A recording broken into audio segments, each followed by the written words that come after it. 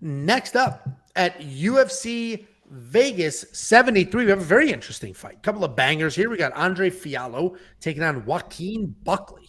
Andre Fialho 16-6 overall, 2-3 in his last 5. He's coming off back-to-back stoppage losses. He's taking on Joaquin Buckley, 15-6 overall, 3-2 in his last 5, also riding a 2-fight skid.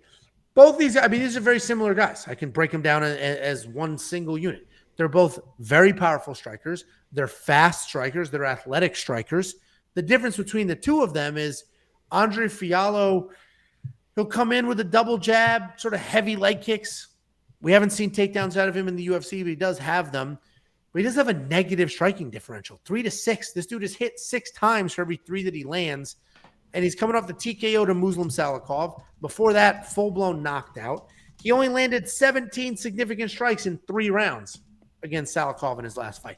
Where Joaquin Buckley, on the other hand, while he is a powerful striker, he's going to come in, he's going to do a really nice job working your body and then come into your head. He's going to mix up the strikes. He does not only headhunt. He will come forward with sort of a versatile attack style. We've also seen him work in takedowns as well. He took down Duraev, took down Abdul Razak Al Hassan a handful of times, but he is coming off that second round flatline knockout loss to Chris Curtis.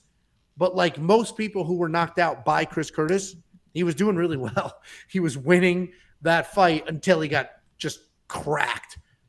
And that's what makes this fight so tricky. He's now a minus 235 favorite. When I broke this down on Sunday, he was a minus 170 favorite. And even then I was like, man, to throw money down on a minus 170 favorite who's coming off a bad knockout loss against a guy who absolutely possesses the power to give you another bad knockout loss just feels wrong. He was bet all the way to minus 235. So I do think Joaquin Buckley wins this fight. He should be the better overall striker. Power's probably about equal, but he'll be the more versatile striker, the more technical striker. And if he needs to work in takedowns, those are there as well. The problem is he was just put out cold.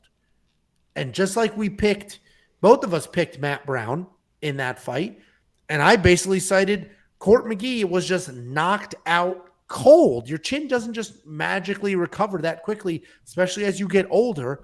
And it's a little different because Court McGee's a good amount older than Joaquin Buckley, but Joaquin was just put out. And I don't know what that's going to look like, how that chin is. So he's definitely the pick. He's the much, much better fighter pretty much everywhere. But I don't know if I trust the chin after that loss against a guy like Fialho with that kind of power. But Buckley is the pick. Does not go the distance. Probably a decent bet here. What do you think, Jakey? Yeah, this is definitely, I think Buckley is the play for pretty much everything that you mentioned. I feel like you kind of called Fialho an athletic striker, and I just don't see that. I think that one of the things that gives Buckley the advantage in this fight is his athleticism, is his quickness, it's his footwork, it's in and out, it's his wrestling, it's his faster striking. But this is a wait and see. I mean, just because Buckley should win this matchup, I think he can win this matchup.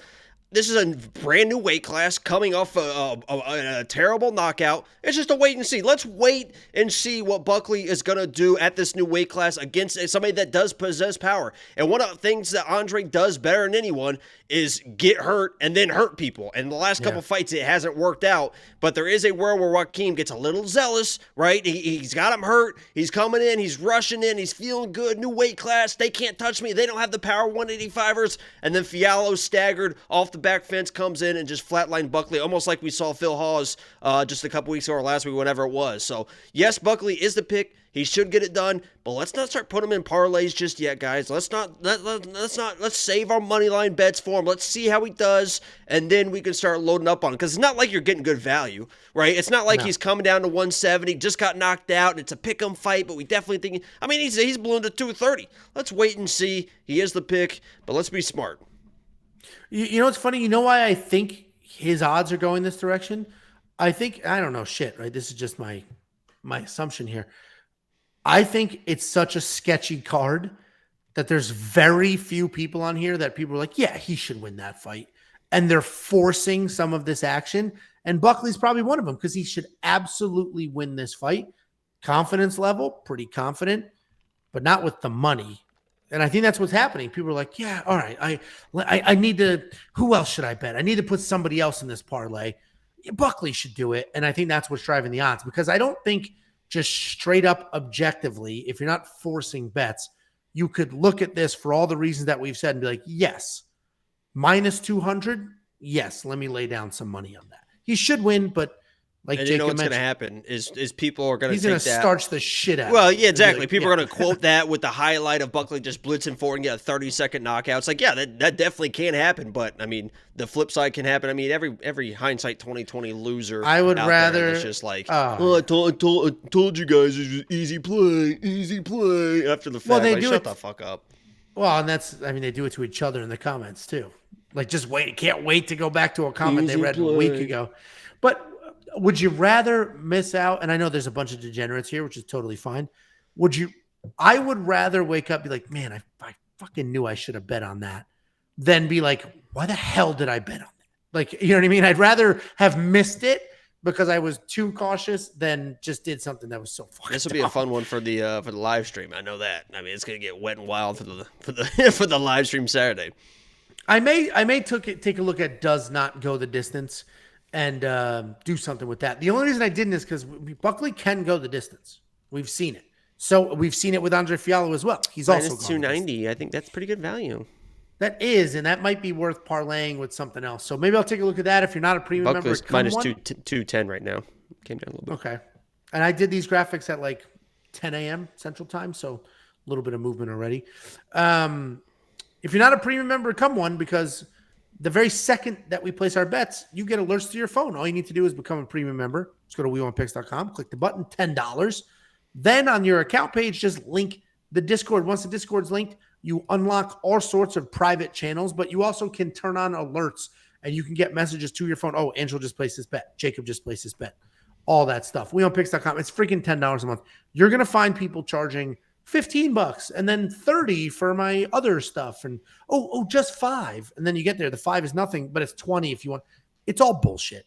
$10 a month. You're going to get everything you could have ever imagined in the history of this sport. You're going to get tools to use, research material, a DraftKings optimizer, DraftKings breakdowns, bets, play, everything you could ever want. $10 a month.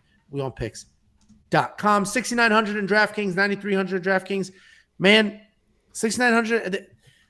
Buckley should be the favorite. Buckley should be minus 150. That's what I would think the odds should be. You're going to get $6,900? I mean, shit. Whoever wins this fight likely is going to cover their nut, whether it's 93 or 69. Cover their nut like that. Yeah, Chocolate and 69. Covered.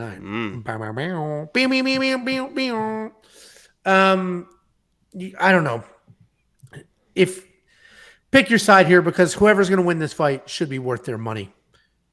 We do have a $2 super chat from Degenerate UFC fan that Oscar proved who the star of WWP is.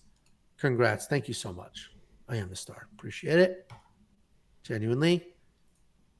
It is crazy that it's me and not you that made it. It's crazy. Everybody thought you were headed to Hollywood.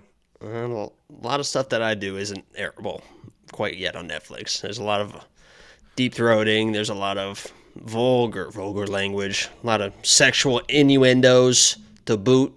Nudity. So,